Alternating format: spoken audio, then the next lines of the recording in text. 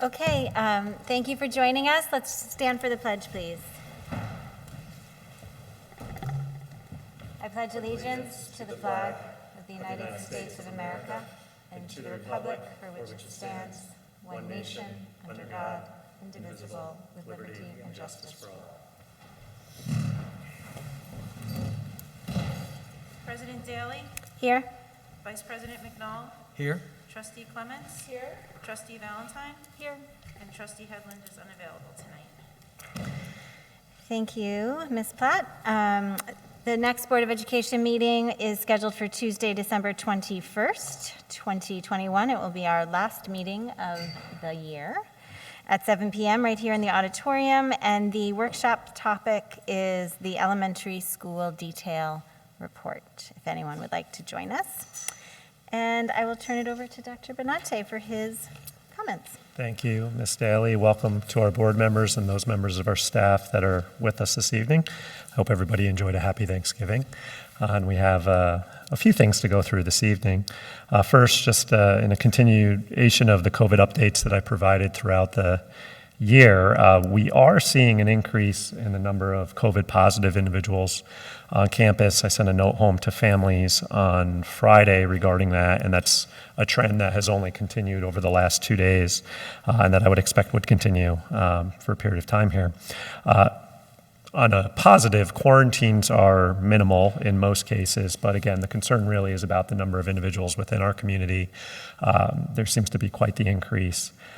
Including among those who are vaccinated, so breakthrough cases, if you will, among our students.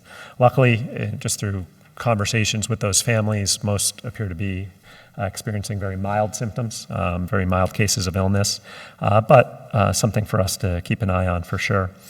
We're just asking the community to continue to be vigilant outside of school. Most of these cases, as of today, appear to be due to cases or contacts outside of the school setting, but we'll continue to monitor that with the Department of Health.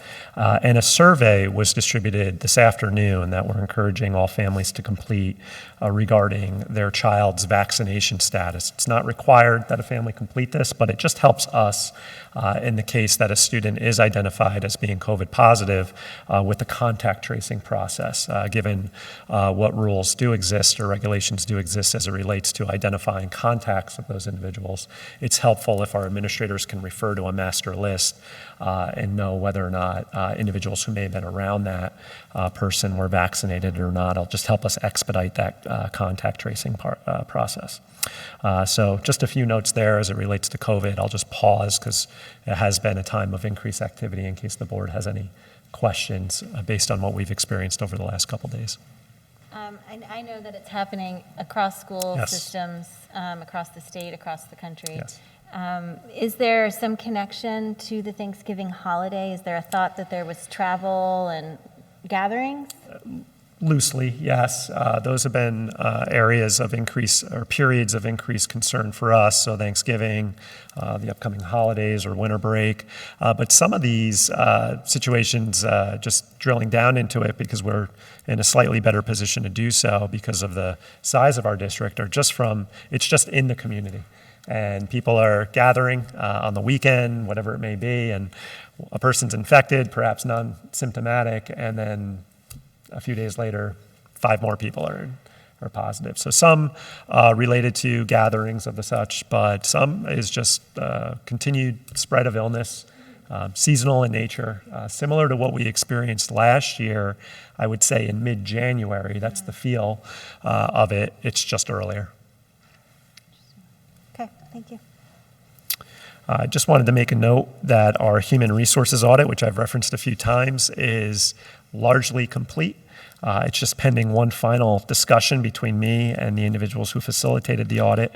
It's very comprehensive, it's relatively painless to go through, but at the same time, there's good recommendations that came out of it that are going to help us improve our systems and processes and continue to provide a high level of support to our staff. I do plan to share the results of the audit with the board once it's finalized, and I'll work with Jen to determine a mechanism or the best mechanism to do that. And lastly, because I have a report this evening, I just wanted to mention that I had the opportunity to attend the production this past weekend, as I know some of you did as well, Sense and Sensibility.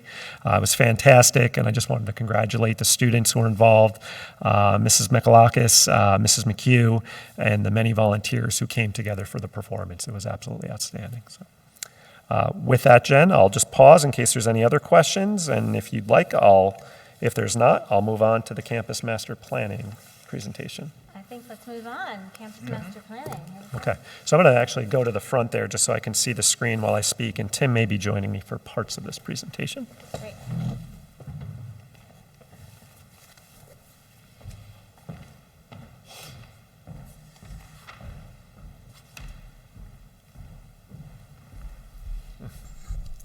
Gets a little more blurry each time. And old. So our intention this evening is to provide the board with a broad overview of our currently draft process for completing the campus master plan and hearing your feedback, whether it be this evening or between this evening and our next meeting, to make any changes to our process. So we're going to provide a broad process outline, and then we can drill down into specifics as we go along if the board desires. So just some background. The district has gained community support for 3 major projects over the last approximately 25 years. The construction of Haldane High School was completed in 2004. The field restoration project was completed in 2012, and a broad facilities improvement initiative was completed or approved in 2019. That work is ongoing, as you're well aware.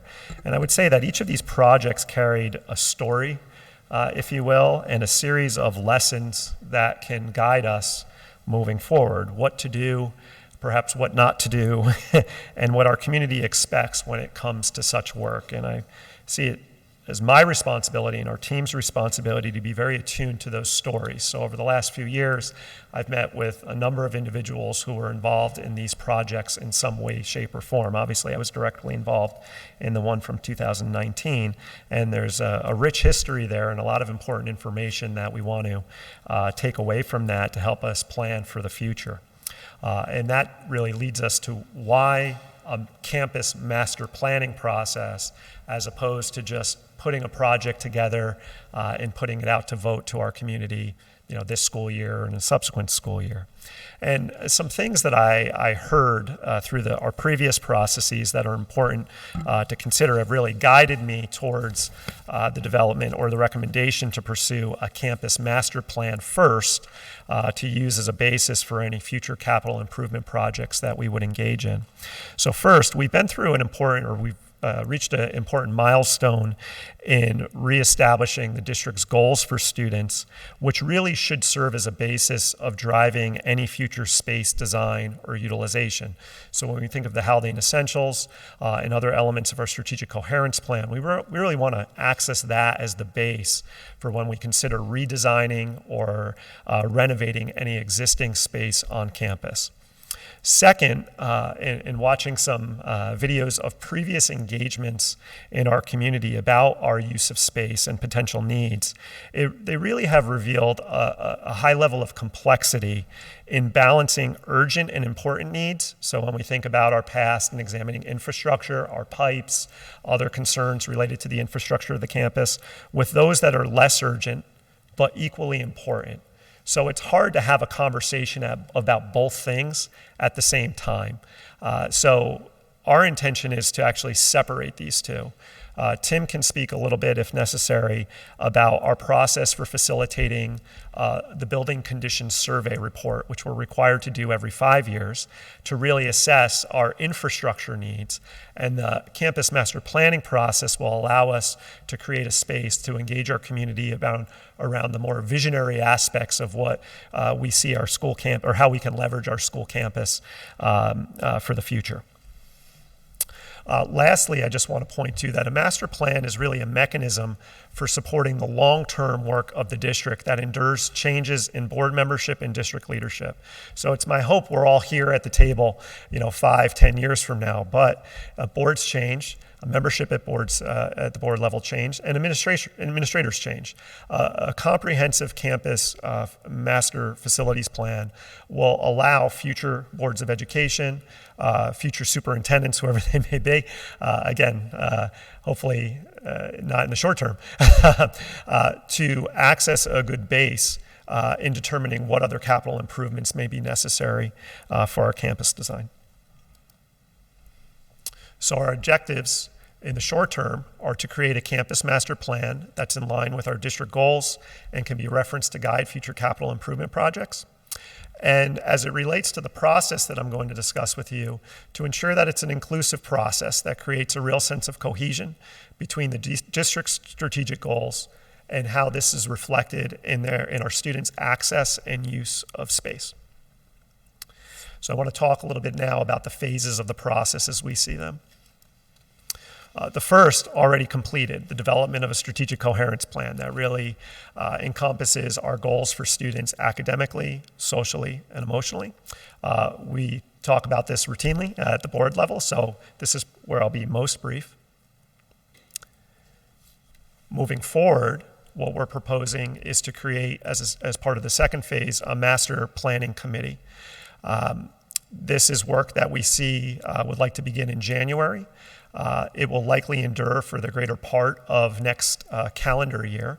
And this would be an ad hoc group that would have broad representation, internal and external community members. So when you think of our supporting organizations, obviously that tend to provide membership or recommendations for membership on our board committees.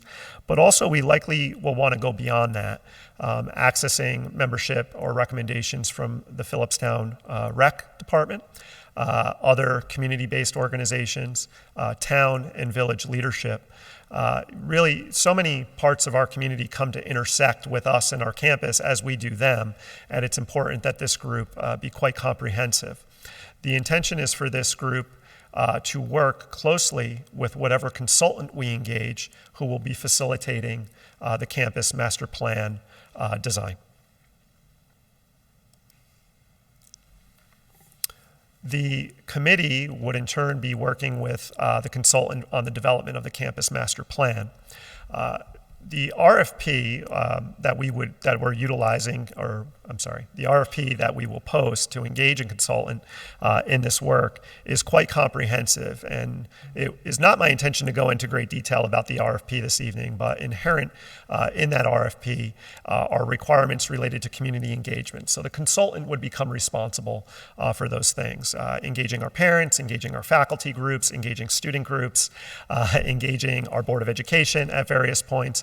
And then the Master Planning Committee would be working closely with the consultant to hear about those conversations and how they incorporated community feedback into the development of the design of the campus master plan.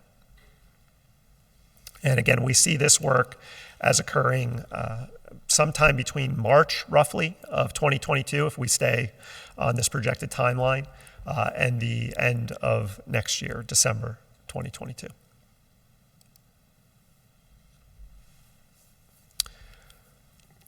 At some point, we're going to arrive at a point where the board is supportive and has endorsed the campus master plan design that this facilitator will have completed.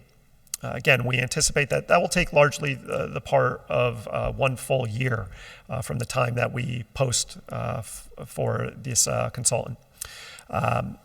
Then, assuming we have an accepted campus master plan, we'll be in a position to begin to talk about, well, what work do we want to take on as the first phase of a capital project to put before the community for vote.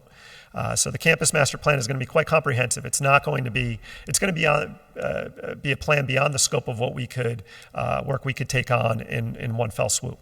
So the committee will again have to work with the administration and the board to determine, well, what do we recommend as phase one to put before the community for vote.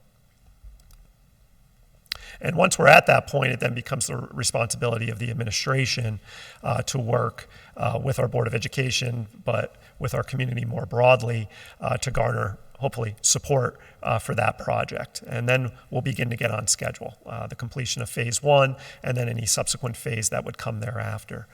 These last 2 phases will take us through an entire year in and of itself. So we can think of this next year as a good opportunity to define the master campus plan, and then the year that follows as defining the scope of that first project and putting ourselves in a position to present to the community and hopefully have their support for that first project to be completed. So we see this as a 2-year process in its entirety, from engaging a consultant to when that first project is actually voted upon and hopefully approved by the community. This isn't the best to see for those who are in the audience. I know the board likely has this in board docs. I'll just remind any community members who are interested in this that this is posted online on board docs, so you can review this more closely. But this is an overview of how the governance structure and the funding for our plan would work. I've alluded to most of this. Again, the creation of a master planning committee. This group would make recommendations on elements of the plan as they're working closely with a consultant who's hired to facilitate the process. And really anybody who's a part of a committee in our district, whether it be the campus master planning committee or any other district committee, is really charged with serving as a liaison between the work, the committee that's being done, or the work that's being done at the committee level, and then their respective groups, whether they're a member of the faculty, a member of the staff, or a member of town leadership, and so on. The school district administration obviously will play a big role in this. We have the responsibility to make final recommendations to the board based on that information that we're hearing from the committee. And the administration really sits in a seat where we have to prioritize programming. So if there's a particular area as it relates to our program that it may make more sense to address sooner rather than later, that's the role that the administration plays in the process. Our board is involved at every phase. Nothing moves forward without the board's approval. I just want to make that clear in the process. So the board essentially serves as the governance structure on all elements of any project or plan design. And the board reserves the right to accept, reject, or modify any or all aspects of the campus master plan or any potential project that stems off of it in subsequent years. And I think it's important for us to consider a separate subcommittee that focuses exclusively on finance and funding. And I would say, as I mentioned earlier, that each of our history, our previous work in respective capital projects tells an interesting story. And one thing that's unique to Haldane and other communities, but not every community, is how we've approached funding projects in the past. And fundraising has been an important part of other projects that we've pursued in the past, notably the field restoration project. Even though fundraising didn't comprise the entirety of the cost for that project, it was a means of engaging a lot of community members in that work, which I think, and individuals who were a part of that project think were a really important part of getting further support through the referendum that was posted as it was attached to it. And I think that's a great idea. It's a great way to get broader community engagement on any potential project. And we very well may want to have a funding committee established that examines fundraising opportunities, but also works closely with Ann, or who follows Ann, and also coming to understand the financing options that exist for schools. Most community members aren't well aware that any project we put before the community, we receive a significant level of aid on that. So having a small group of individuals who maybe have a background in finance come to understand some of the machinations of funding school projects, I think is important to get good information out to the community. So when it comes time for them to vote, they understand how a project's going to be financed and what some of the influences on our funding are. But again, I don't want to lose sight of also identifying how we could potentially fundraise for portions of whatever project that we choose to take on in the future. So it seems to make sense that, given our history, that it would make sense to have a group focused exclusively on this. So again, this is a broad overview of the governance and funding structure that we are prepared to move forward with. Anytime you're engaging in capital work, it's important for it to be well communicated. These are, again, things that can go very wrong in communities. So this is just, again, a very broad communication breakdown. And again, I'd like to reiterate that whoever the consultant is that is facilitating the master planning process is responsible for a certain level of communication by way of engagements through the process. And we're looking for someone, and we can get into this if you'd like, who really has experience doing this, and there are a number of architects or firms that have good base experience working with school communities to develop campus master plans and have good structures or systems in place to not only engage the community, but also to recommend how you communicate this work to your community as a whole. So that being said, we know from the start that we'll put a few structures in place. A portion of the Haldane website will be dedicated to this work that will house all information related to the master planning process and the work of any subcommittees that are a part of that work. We do that with some of our committees now.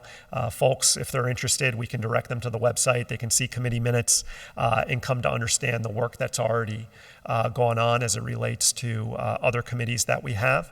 We realize that not every community member is going to be able to follow the narrative from start to end. They're going to come into this at different points. We should have a portion of our website where someone who wants to go back and see how this project is developed can and have most of their questions answered.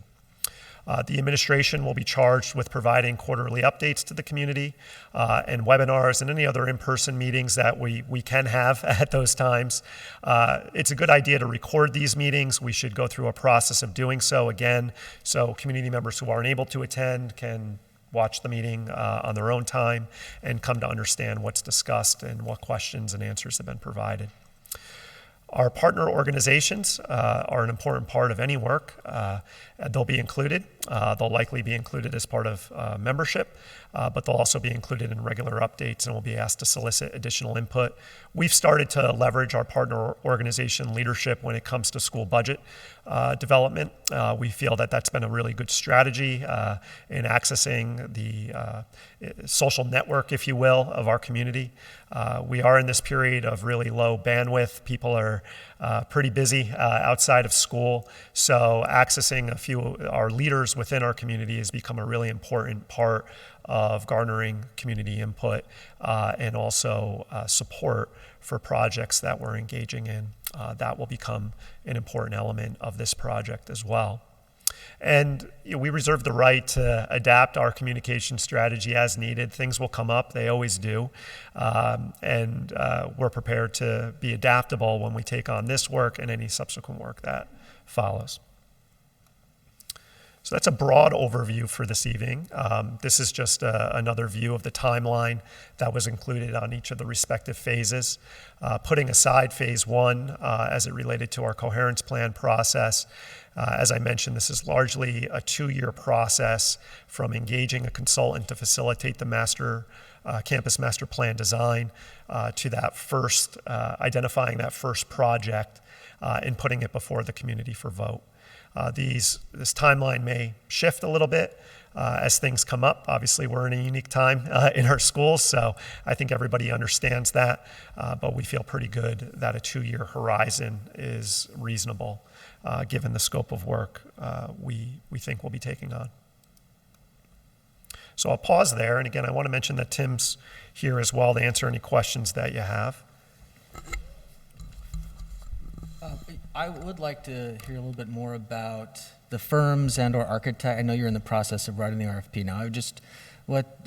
I'm curious to hear about how you're prioritizing skill sets for that individual. I mean, I would imagine, having sort of been down the road in other projects, that there are architects or firms who primarily are design. There are some that work very well within user groups, and I'm just curious to hear more about that. Sure. Actually, Tim, if you don't mind, can you talk a little bit about the architects and their background experience?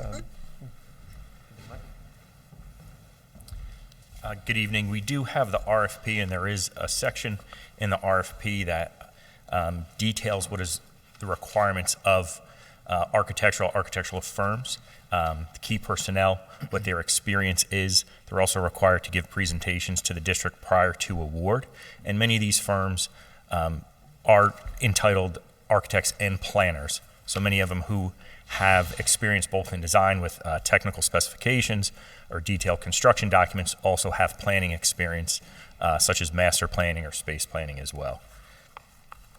And I know during the strategic coherence planning process, the thought exchange, just as an example of a kind of robust environment in which individuals who maybe are not as educated in the vernacular of curriculum were given, I think, a really open forum to speak to whatever their interests might be. I'm curious to know if those are tools that would probably be in place. Spot on. So the thought exchange is a really powerful tool that we can utilize as part of this process. And we're also leaving it open to hear what other ideas any firm would have for how they've engaged respective communities in the past. As Tim alluded to, it will be a prerequisite for anybody we bring on that they have demonstrated that they're able to engage communities through proven strategies and be able to demonstrate such to us. So we're really looking for an experienced firm that's done this before and has demonstrated success, not only on the final product, but also on the engagement process throughout. We see that as a really critical component for our plan here because we have a community that expects, I think, to be engaged. That doesn't exist in every community. Some schools do building work and just kind of it's the responsibility of the administration and the board to oversee it and all's good.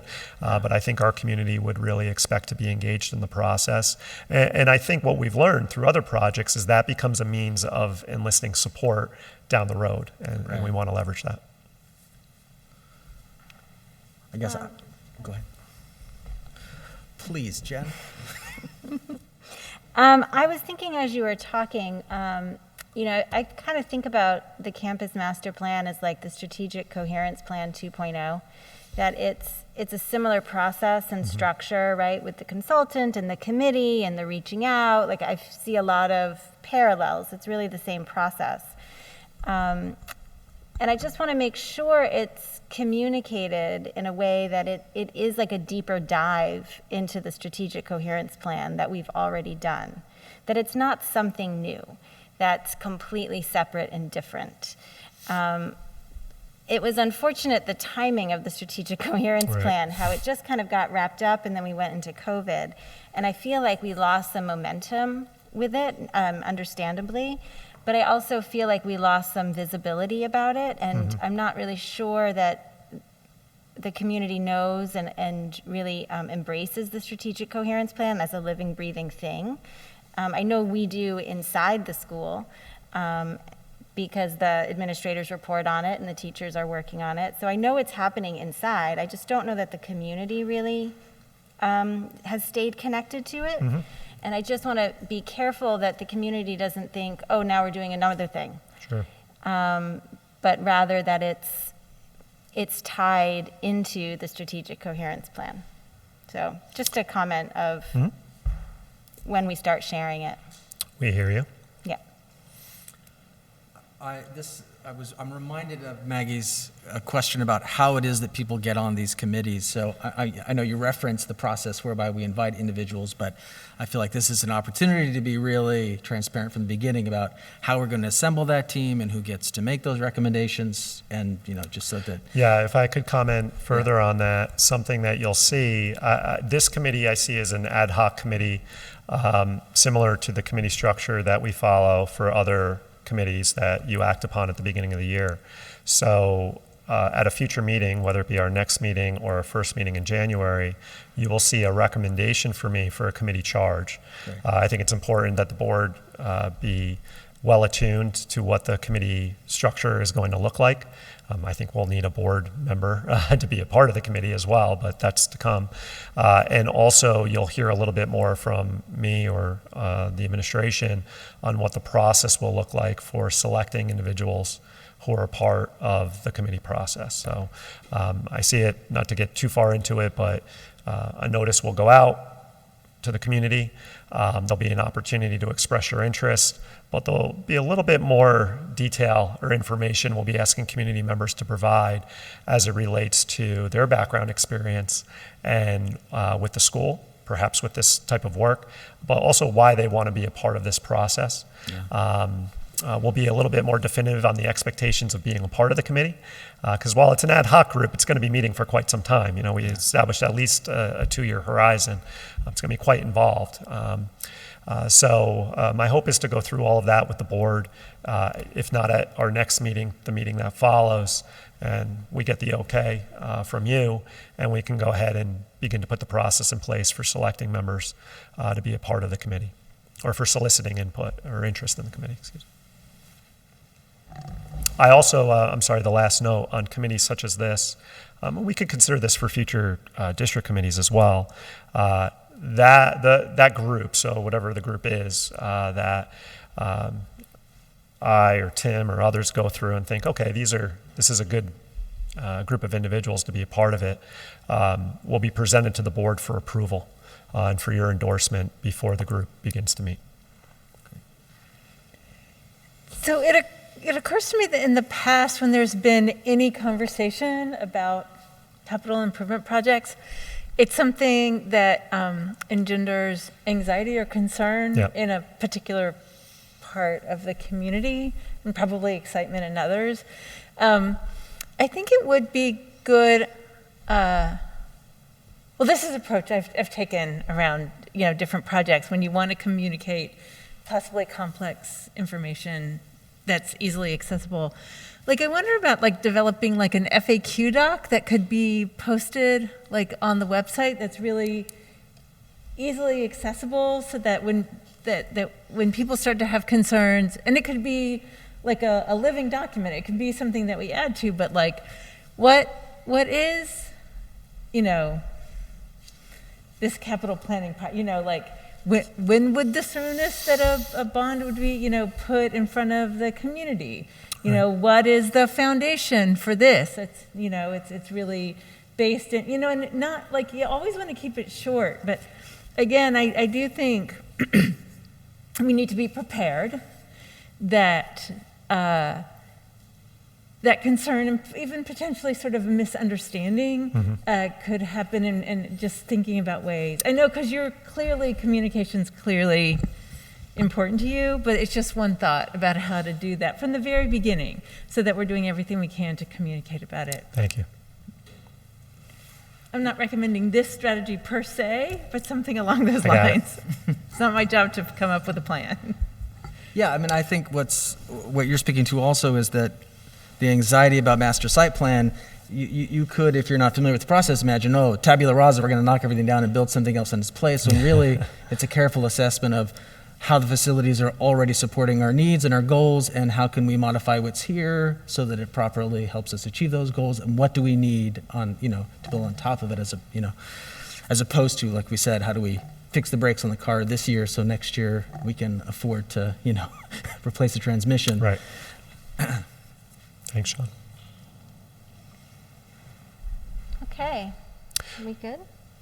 So please sit with this, and at our next meeting, I would just ask if you had any further thoughts that you wish to be considered before we finalize our process and begin moving forward, to please let me know. So I'll check in with you at our next meeting. And just as an aside, the RFP currently sits with the members of our Buildings and Grounds Committee.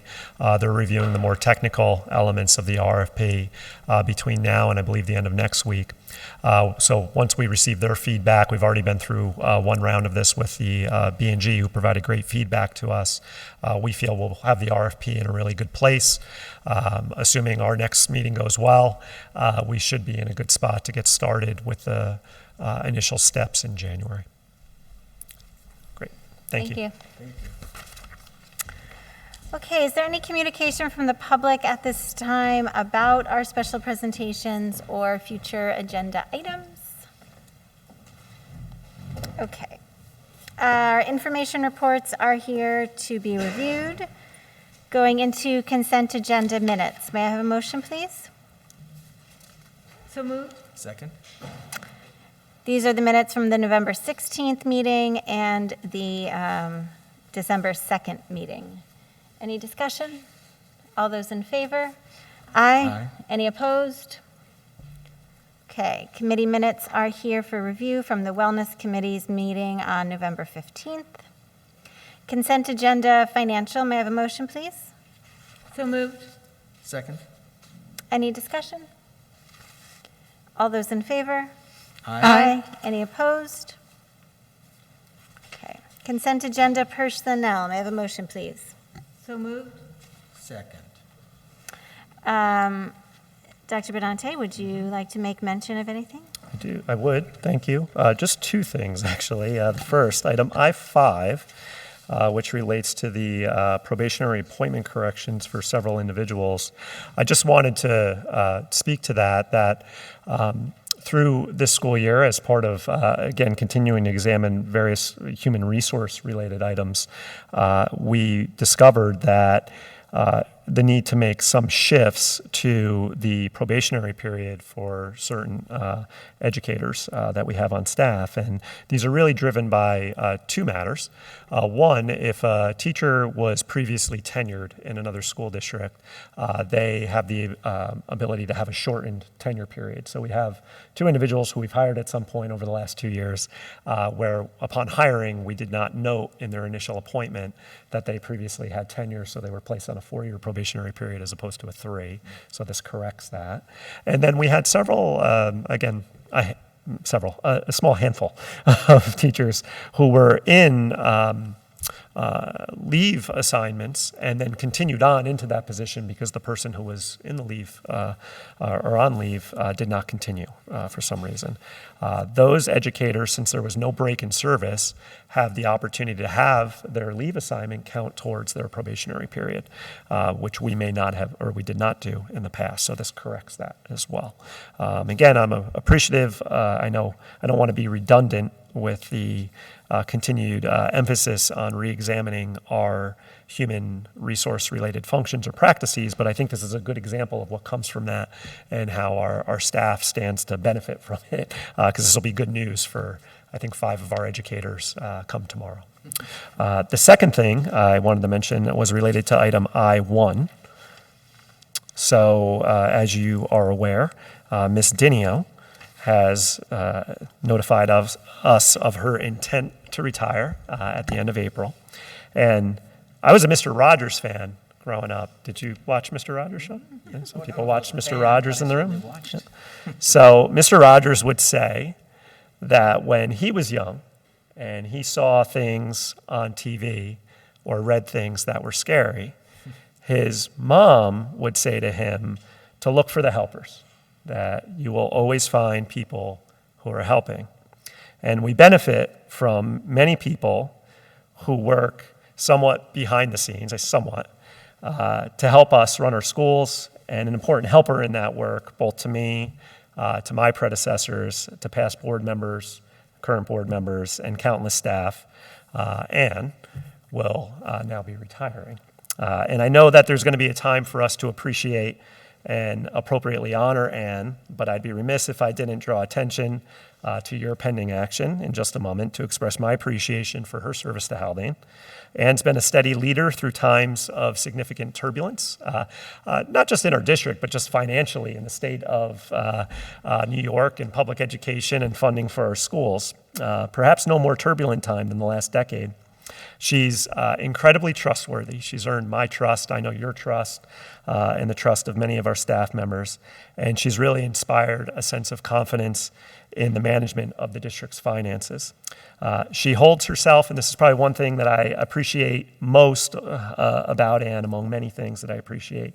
She holds herself to a standard of work that reflects her professionalism, but sets an example for those around her. And I think that's really important. I have cried, I realized today, I've cried 3 times since I've joined Haldane, all from laughing so hard in random moments with Anne, which I will truly miss. Anne knows what those moments are. But let me just say, after 4 or 5 o'clock, when patience is running thin and, energy is running low. We've had some pretty funny moments there up in the district office. So an early congratulations to Ann. And remember, one more budget, right, before you go. So that'll conclude my remarks on these items, Jen. Yes, and the board is reluctantly acting on Ann's retirement. Mm-hmm. And I'm grateful that we will have an opportunity to praise her a little bit more. But for the moment, for the public who may not know, the board works very closely with Ann. She is somebody that the board liaises with all the time to ask questions, and often to ask the same questions again and again. And she always answers them as if they're the first time we've asked them. So she's been a great partner to the school board, and will be missed. Okay, any further discussion? All those in favor? Aye. Any opposed? Okay, unfinished business, going into the approval of the school budget calendar. This was on our agenda previously to be reviewed. I don't believe there were any comments or questions or needs, so here it is for our approval. Ms. Platt. Be it resolved that upon the recommendation of the Superintendent of Schools, the Board of Education hereby approves the Haldane School Budget Calendar for 2022-2023 as presented. May I have a motion, please? So moved. Second? Any discussion? All those in favor? Aye. Any opposed? Okay, CSE, CPSC recommendations. Ms. Platt? Be it resolved that upon the recommendation of the Superintendent of Schools, the Board of Education hereby approves the recommendation of the Committee on Preschool Special Education and Committee on Special Education as presented. May I have a motion, please? So moved. Second? Any discussion? All those in favor? Aye. Any opposed? Okie dokie, thank you. Communication from the public for anybody who'd like to speak on any district matter may come to the podium. Okay, going into board reflections, does anybody have anything they'd like to share?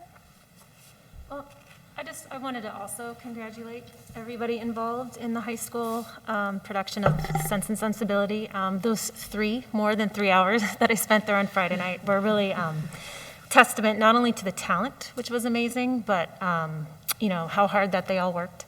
And my kids are elementary school age, so I always have spent some time lamenting the fact that I can't bring them to these shows usually because the material isn't quite suitable.